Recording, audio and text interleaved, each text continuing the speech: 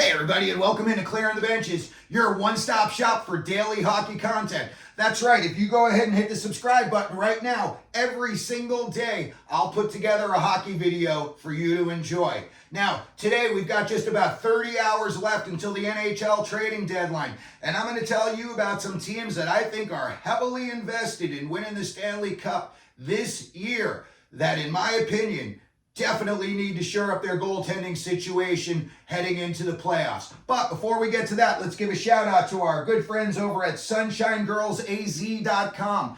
If you like fun shirts with sayings on them, if you like hoodies, if you like shirts with hockey sayings on them, check out SunshineGirlsAZ.com. Shirts and hoodies for guys, for gals, for kids. And the best part is, when you find something you like, put CTB10 in the code and you will save 10% off of your purchase. Alrighty, like we said, we've got about 30 hours left until the NHL trading deadline. We've probably got about 6 weeks left until the playoffs. And I think there are some teams that would love to win the Stanley Cup this year that need to shore up their goaltending situation in the next 30 hours. So, here we go. Top of the list, Edmonton Oilers. We all know the story this year. Started off slow, had to fire Woodcroft, took off like a bat out of hell after that. You know, they had the big winning streak. And in my opinion, during that winning streak, you know, you got a lot of pressure on you once you start getting into double digits of a winning streak. Skinner proved himself to me. He went 12-0 in that streak. He had like a .958 save percentage, and I think his goals against was like 141. And I think it was about 14 games played.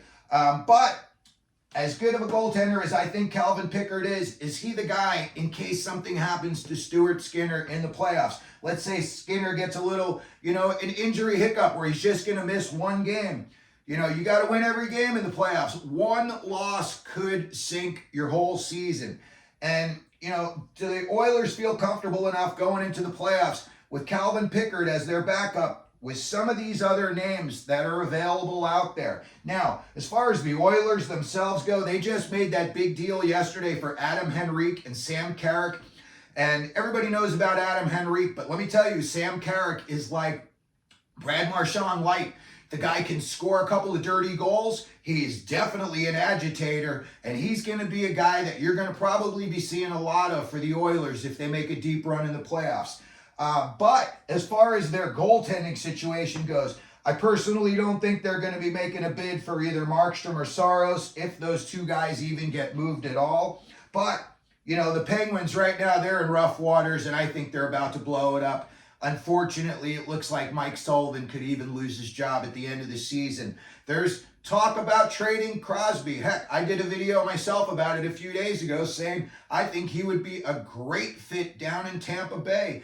You would have Stamkos, Cirelli, Point, Hedman, you got Kucherov, you got a lot of firepower down there, and I think a guy like Stamkos would want to go out on top. There's also a lot of talk he could be going out to Colorado because, of his relationship with McKinnon.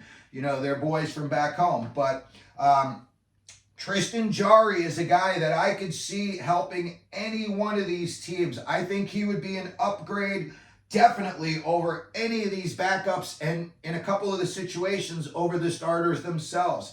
So when I look at the Oilers, and if I see that they had a guy like Jarry in the net, and another guy that, I know he's having a big year, but I think Washington's about to blow it up. They're an older team, and they know they're not going to be winning in the next 3 or 4 years. So in my opinion, if a guy like Charlie Lindgren were to come available, 2.86 goals against, .906 save percentage. The league average is around .903. So he's coming in above it, all of that.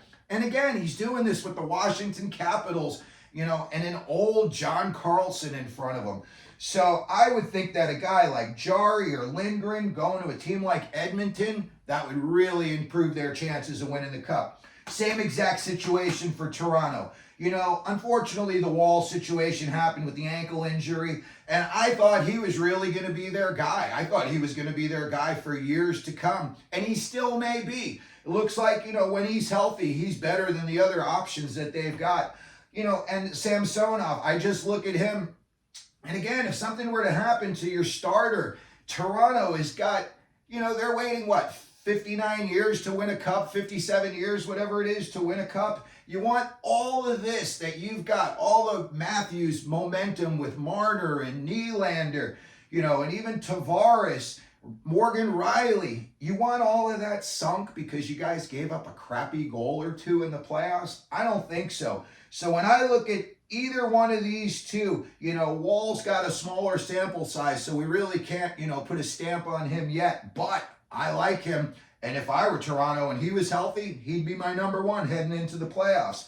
But again, you look at other guys on this list, Darcy Kemper, Hofer from St. Louis, 910 save percentage, 288 goals against. Now, I know that they've been doing better since they let Berube go, but again, that's not really a superstar lineup. And you look at those numbers, and if you were to plug those numbers into a team with much more offense, it's going to go, it's going to be a better situation. So again, a team like Toronto, I could see them going out and picking up one of these guys, especially a guy like Jari, and in my opinion, I think he would be a good guy to keep around. You bring him in, maybe if he has a couple of years on his contract, you bring him in and you just keep him around, and maybe he can show some, younger guy like Wall the ropes. Next up, I've got the Detroit Red Wings. They took one on the chin big time last night from Colorado, 7-2, and it did not look good in the process. Now, I know Lyon's been their big story in the Nets this year. He had the big thing down in Florida last year, got him into the playoffs before Bobrovsky took over and they had their deep run. But I look at them and I say, you bought in Kane, and as well as Kane's been playing, and the Red Wings have been playing much better lately. I don't know if I would feel so confident going into the playoffs with Lyon as your only guy. I could see if you were to go out, and bring in any one of these other guys down here. Again, it's going to add stability. It's going to let this guy know all the world's pressure is not on your shoulders. We can dissipate it a little bit, put some on the other goaltender, let him get some action in there. And especially if you bring in a guy with an equal or better skill set, you're even improving your chances at winning each individual game. And as we all know, every playoff game is like the 7th game of the Stanley Cup. You gotta win. The next team that I've got up, and boy, oh boy, what a roller coaster ride they've been as well this year. They couldn't lose on the road to start the season, and then before the All-Star break, they could not win to save themselves. I look at their goaltending situation. Cam Talbot's only in on a 1-year deal. He's a UFA after this year.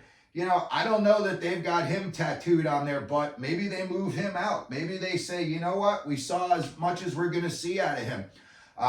You look at the other guys that they have, and they bring in, they just bought in a guy, Aaron Dell, the other day. I don't know. That's not going to be a guy that, in my opinion, is not going to move the needle in terms of playoff wins. So I could possibly even see them trying to get something for Talbot. Maybe they think that Talbot could go to a team. He's older, though. Maybe they think he could go to a team where he could be a mentor to a younger goaltender next year. But as far as for this year, Talbot, to me, is just too hot and cold. Riddick is good, but, again, you just don't know what you're getting from these guys consistently from game to game. And again, the LA Kings, they've got a lot invested in that lineup. They have got a lot invested in that lineup. And in my opinion, they're probably going to make another deal in the next 30 hours. They've got to, if Kempe is going to miss any time at all in the playoffs, they're going to need to replace him. But as far as their goaltending situation goes, listen, I can see Jari, Lindgren, even Darcy Kemper. To me, all better than Talbot. Just my opinion.